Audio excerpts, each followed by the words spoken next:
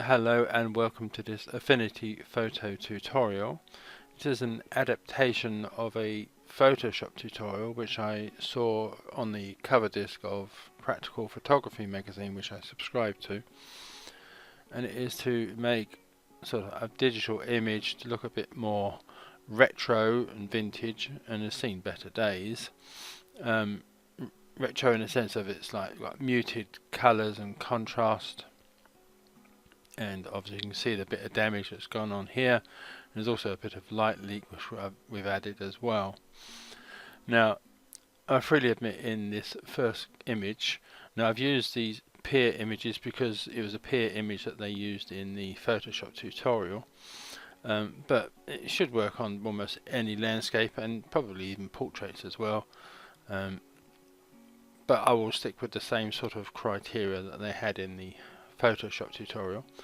So this is one of my own images of Walton Pier, and I must admit I think I've overcooked especially the vignette effect here, and this was my second attempt, whereas I've probably underdone the vignette part of this, but I much prefer the damage on this one being in white as opposed to being in black, which I left on the first practice through. So I will be showing you how to do black or white damage on this. It's up to you which one you go with. So let me just shut these two down, and I'm going to stick with this Pier image because this is one that you can download from pixabay.com to practice on, or you can use your own images, it doesn't really matter. And you will also need a texture. Now this is the one that I'm going to use, again from pixabay.com, and the links to both of these images will be in the description for this video. Now you can either go with sort of a black background with the sort of white damage, or like this one here, you've got a black damaged area and sort of a more solid white area, but it does really need to be in black and white to sort of work best. So if you do have a color image that you want to use, probably best to convert it to black and white before you start using it. So let's start this properly. Now the first thing we're going to do is to add the vignette. So I'm going to select the elliptical marquee tool. It's in the same menu as a rectangle and other marquee tools. And what I'm going to do is I'm going to start up in the near the top left hand corner, click, hold and drag, and come down to the bottom right hand corner.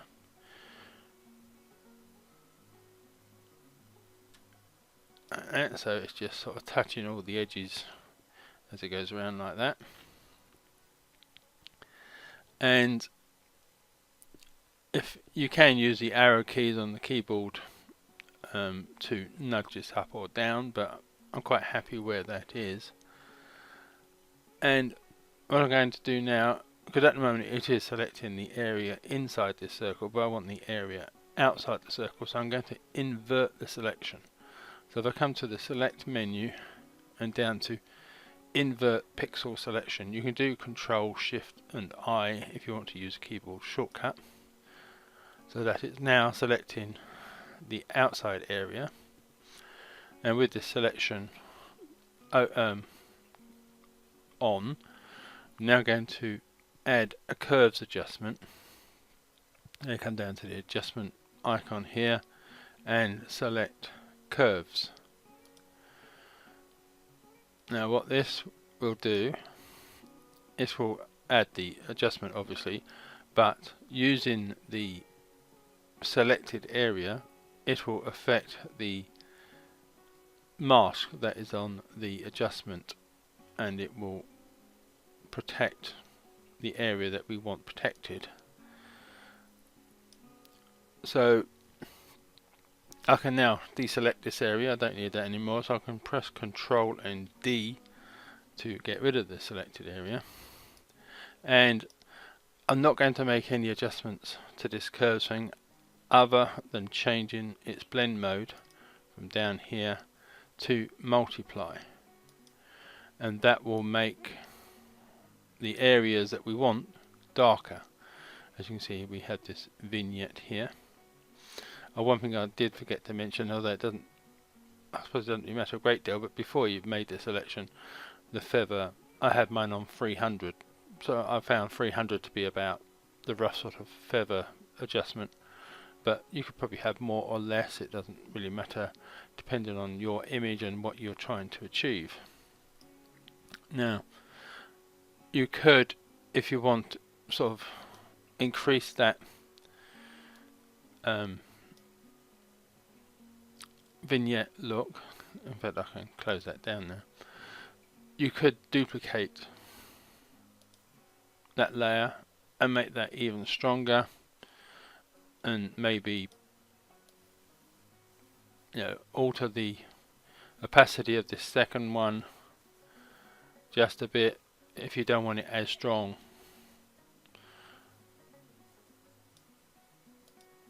And you could also, if you wanted, come to the brush tool and have black as your paintbrush color, and let's lower the opacity a little bit. Let's go down to about just about 50%. And if one corner is a bit too dark compared to the others, you could just sort of tone down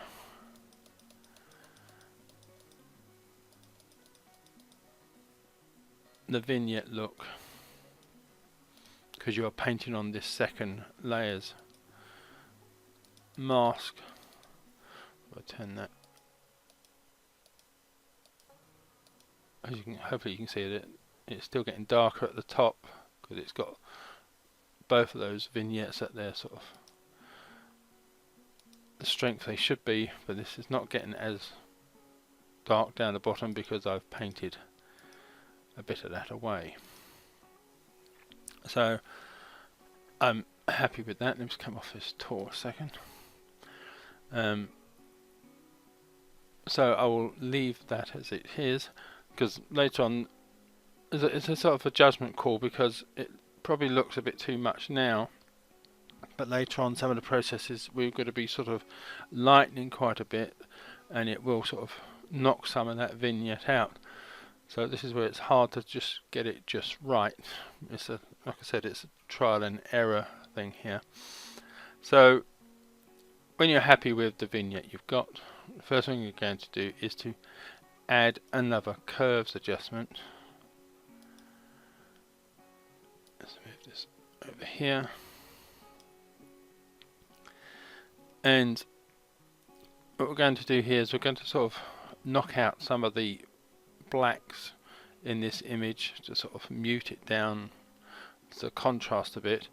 And what I'm going to do is this bottom left node here, I'm going to click on this and drag it upwards, keeping it on the edge, and move it up to about halfway up that first box here in the corner, which is the blacks and the shadows. As you can see, that vignette has already lost some of its strength, and if you want to keep a bit of that strength, we could always bring it back down slightly.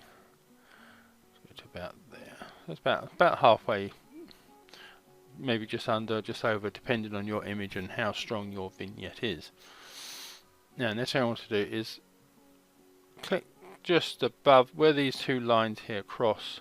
Just click somewhere above that on the white line and add a node and drag it down to that corner, that cross section of those lines.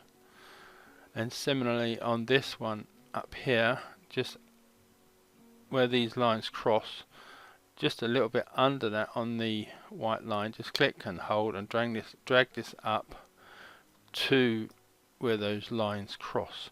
So you have this sort of gentle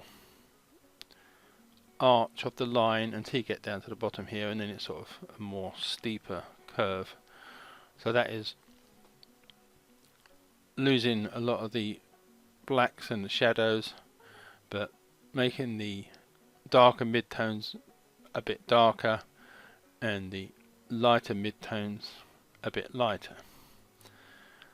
So I can now close that, and next thing we want to do is to introduce some noise.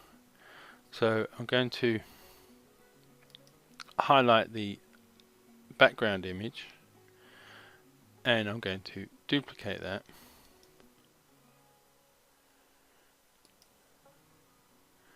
and then I'm going to come up to filters, noise, and add noise. Now I'm going to make sure that monochromatic is ticked, and we have Gaussian option selected, and I personally found that 30% was okay. In the Photoshop tutorial I think they said 15%, but I found 15% hardly noticeable in Affinity Photo, so I made mine 30%. So just a case of click apply, and once you apply it, that noise is sort of, even now it is hardly noticeable, it's more noticeable in the darker areas. So now we need to add the texture, so I'm going to just click and highlight the top layer just to make sure that that is the layer that is highlighted for when we come to the next bit, and then come to my texture. Now I'm going to just right click this layer here, come to copy, come back to my project, and because this top layer is highlighted, when I paste this in, it will be pasted above this layer, which is where I want it.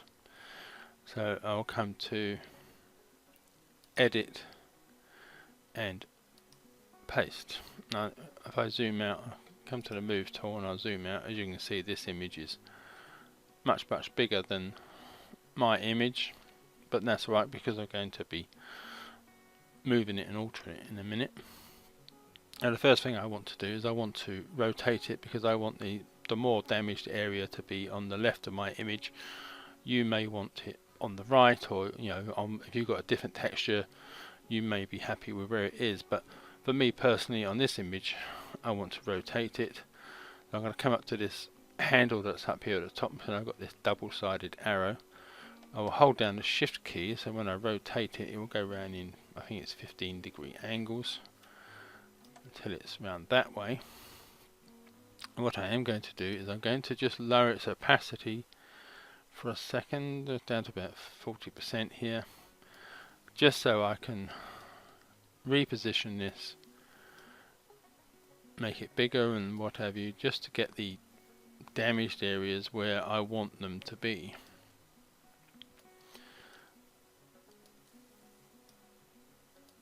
Right, let's try that about there. I'm quite happy with that there. So I'll press Ctrl and 0 to zoom back in, and I will bring this opacity back up to 100. Right, now what I'm going to do is, and you won't need to do this when you're doing this, but I'm going to duplicate this layer, and I'm going to invert it. So if I come to layer, invert, so this means I've got two versions of the same layer. I have the white damaged area with a sort of black solid, or you can have the black damaged area with the white solid. What you need to do here is different blend modes for whichever way round you have this, which is why I'm showing you both ways, but you can just go with the one way, whichever way you want. So if you've got the more solid white area with the black damage, you need to come to multiply. So that is what that would look like. So if I turn that off and turn this one on. With this one, with the more solid black areas, this one needs to be on screen, which will give you sort of like the white damaged area, which I personally prefer. Let me just come back to this one here. So you could then lower the opacity just to get the effect that you want on how much damage and or how dark you want that to look. So on that one I've got this on just about 60%, but that's not the one I'm going to be using personally, so I will turn that off and come back to this one where I've got the sort of white damaged area. And again, I'm going to lower the opacity so it's not as strong. Again, it's probably going to be around the 50 to 60% mark. So it is just visible, so you know it's there. And even then, I could add a layer mask to that.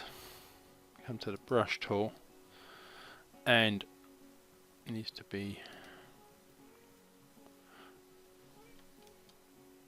right, and then make sure that it is the layer mask that we are coming on. And you could, if I had the right color, should be black.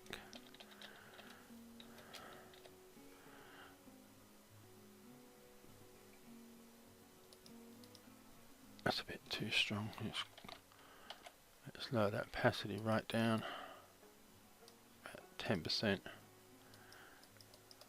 and just sort of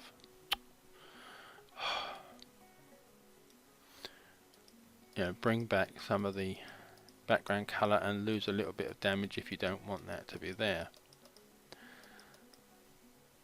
So you could do that with the layer mask, and let me just highlight that.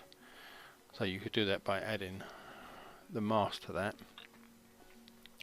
So next thing we're going to do is to sort of add what the Photoshop tutorial called a cross process look. And again, we're going to be adding a curves layer. So make sure that this is the icon that you've clicked on is what is highlighted, and so you're not still on the mask. Come to the adjustments and add the curves layer. Now with this we're going to be changing the color channels rather than the master channel. So if you click on this drop down menu here, you've got the red, green, blue, and we're going to start with the red channel first. Now this is going to be very similar to the move that we did when we had the curves adjustment earlier. Clicking on the bottom node, moving this up to about halfway, and then moving this down to the intersection of the two lines there, and then just moving this one up to the intersection of the lines up there. Then coming to the green channel, we just need to drag this green line down a bit from the just a little bit from the bottom left, and up the top here just move it slightly above the white line, and that one's just slightly below the white line, so you have this sort of gentle S shaped. And then coming to the blue channel, it gets a bit confusing with all these lines. It's a shame they don't have a way of hiding them that I know of. Anyway, it gets a bit confusing of which line you're looking at. But I'm going to move this bottom blue node. Again, I'm going to come upwards along this edge here. I'll probably go up to about, I'll try it on 3/4 of the way up this first box. And then I'm going to come to roughly about the middle of that blue line, and I'm going to click and drag this down just to add a bit more yellow into the image. And this top node up here, I'm just again I'm going to click and drag it down along the edge just to add a bit more yellow to the highlights. See, each image is different and you will have different settings for your image maybe, but I'm quite liking that sort of washed out yellowy faded look, and with the damage as well, so I'm quite happy with that, but your settings may be slightly different. So I can close that now. Now, next thing I want to do is to add another adjustment, and this one will be a black and white adjustment. So I'll click on the adjustments thing there and come up to black and white. Now I'm not going to alter anything here other than changing the blend mode from normal to soft light. And now this is, you know, a bit strong, so I'm going to lower the opacity of this down probably around 20%, 25%, something like that. Just 20%, that would do, just to add a bit of sort of bring back slightly a bit of the contrast in that image. So let me just close that down, and what I'm going to do now is add a new pixel layer, which is this icon next to the group layers. You've got pixel layer and then you've got the remove layer, but we want to add a pixel layer, and then we'll add that at the top. And what I'm going to do is to fill this with a color. So let's pick what we want. I'll double click on that color up there. What we want is a blue color. I'm not going to necessarily specify a blue, but we just want to sort of slightly darker than mid blue. I mean, I've done this randomly, but if you wanted to do the same color, the hex code is 0637E5. And then come to the flood fill tool, make sure that that blue is selected, and just fill that pixel with the blue. And what we're going to do now is change the blend mode, which is down the bottom here, to exclusion. And what that does, it will make all the shadows blue and all the highlights yellow. So we just need to lower the opacity of this down to 15% roughly. You could probably go as high as 20. Let's have a look at 20 just for the that is giving you that sort of retro look of it being a bit washed out. But I'm going to drop this back down to 15. It might be a bit too much, 20. Yeah, because I can now see the blue still a bit through the image there. So I'm happy with leaving that at 15% and on exclusion. So if you're happy with the image as it looks now, you could save it, export it as it is. If you wanted to add some light leaks, what you need to do is add another pixel layer above this. Now you can get overlays that you can download of light leaks and add them on, but this is just sort of quickly making your own. And we need the paintbrush tool here, and I'm going to change the color again, and we're going to go with a red color, quite bright red. Again, I'm going to leave this randomly where this is, but if you want the hex code, it is E5061D. Make sure that is the color selected, and I'm going to put the hardness up to 100. Sorry, the opacity up to 100. The hardness I'm going to leave on the 25 that it is currently on. And I'm going to use the square bracket keys just to make this a nice big brush. Let me just zoom out a bit so I can see it better. And then I'm just going to sort of roughly randomly paint a bit around that edge and a little bit in that corner there. So I'm going to zoom back in, come off that tool so we can see this easier. And then we're going to change the blend modes and the opacity, but we'll start with the blend modes. Now the Photoshop tutorial said that the best three for this was either screen, overlay or soft light, and I personally think that screen was best, as did the bloke in the Photoshop tutorial, but that would be screen, that would be overlay, but again we'd have to lower the opacity and soft light. So let's start by lowering the opacity on this. Let's go down to let's start at, say, 20%, and then we'll look at the various blend modes. So soft light is like that at 20%, overlay is pretty similar, and screen I think is a bit more subtler. You can just see this red tint going on here, and that's at 20%. You could make that a bit darker. Let's try that 30%. Maybe a bit much. Let's try 25.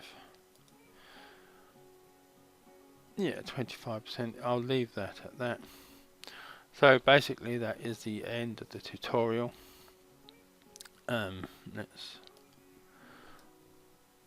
come down to there and then turn them all off. That was the start image, and that is how we're now looking, which is, yes, an old image with retro sort of colours and a bit of damage and light leaks and what have you.